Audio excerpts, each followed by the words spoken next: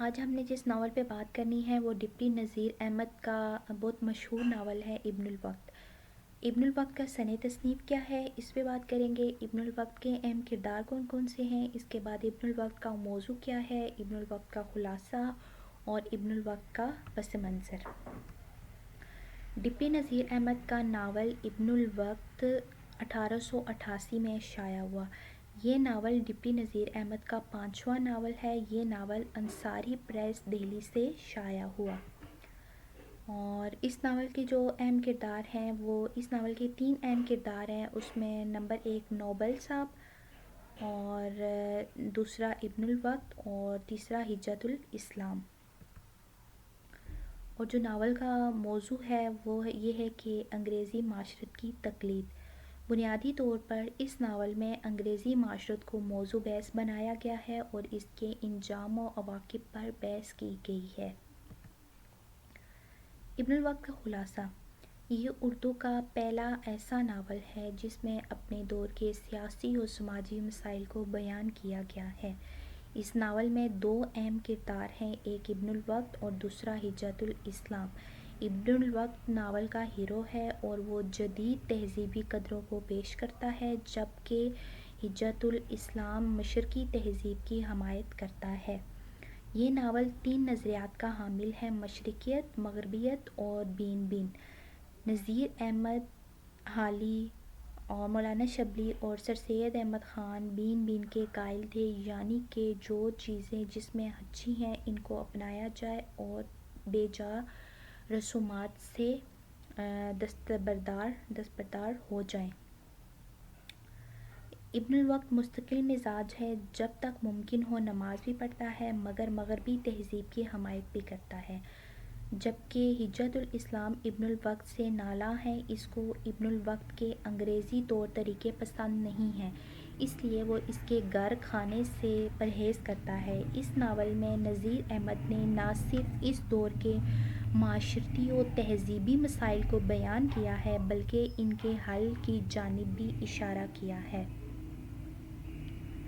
ابن الوقت ریفارمر بننے اور انگریزی وضاقطہ اختیار کرنے کے بعد نوبل صاحب کی طرف سے دی گئی ایک تقریب میں شریک ہوتے ہیں اور وہاں موجود انگریز افسران سے خطاب کرتے ہیں۔ یہ تقریب بھی اس ناول کا ایک اہم حصہ ہے۔ اس تقریر میں ابن الوقت انگریز سرکار کے سامنے مسلمانوں اور ہندوؤں کے درمیان موجود اختلافات کو بیان کرتے ہیں اور بتاتے ہیں کہ اگر ہندوستان میں مقیم مختلف اقوام کے مابین کوئی باہمی اختلافات کی یہ آگ بھڑکائے تو ہندوستانی ایک دوسرے سے لڑنے بڑھنے کو تیار بیٹھے ہیں۔ ہماری باہمی چپکلش اور نااتفاقی انگریز سرکار کے لیے کسی نیک فعل سے کم نہیں ہے۔ یہ بات بہت معنی خیز ہے اور یوں محسوس ہوتا ہے کہ ابن الوقت لڑاؤ اور حکومت کرو کا فارمولہ پیش کرنے والے پہلے انسان ہیں۔ ہندوؤں اور مسلمانوں میں تفریق کو بڑھانا اور بڑھا چڑھا کر پیش کرنا برطانوی حکومت کی حکمت عملی کا تقاضا تھا۔ یہ وہی ہندوستان تھا جہاں مسلمانوں نے اقلیت میں ہونے کے باوجود سینکڑوں برس حکومت کی تھی، اور اب اتنی بڑی تعداد میں ہونے کے باوجود وہ اپنے آپ کو غیر محفوظ سمجھ رہے تھے۔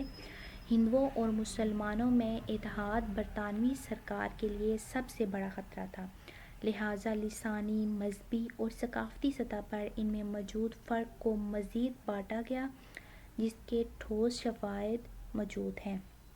ناول کی 13ویں فصل میں ناول نگار ابن الوقت میں ہونے والی تبدیلیوں کا تجزیہ کرتے ہیں اور بتاتے ہیں کہ کیسے انگریزی وضاقطہ اور طور طریقے اپنا رنگ دکھانے میں کامیاب ہوئے۔ ڈپٹی نذیر احمد انگریزی وضاقطہ اور طور طریقے کو اسلام کی ضد قرار دیتے تھے کہ دونوں ایک ساتھ نہیں چل سکتے۔ ابن الوقت جیسے جیسے انگریزی معاشرت کا حصہ بنتے گئے ہیں، ساتھ ساتھ وہ مذہب سے بھی دور ہوتے گئے، جس کی ایک وجہ شاید ابن الوقت کے کمزور کردار کا پہلو بھی ہے، لیکن یہ بھی حقیقت ہے کہ تنہا فرد پر معاشرت ہمیشہ غلبہ پا لیتی ہے۔ ابن الوقت کا پس منظر۔ ابن الوقت اس ناول کا تعلق قومی زندگی کے اہم مسائل اور رجحانات سے ہے۔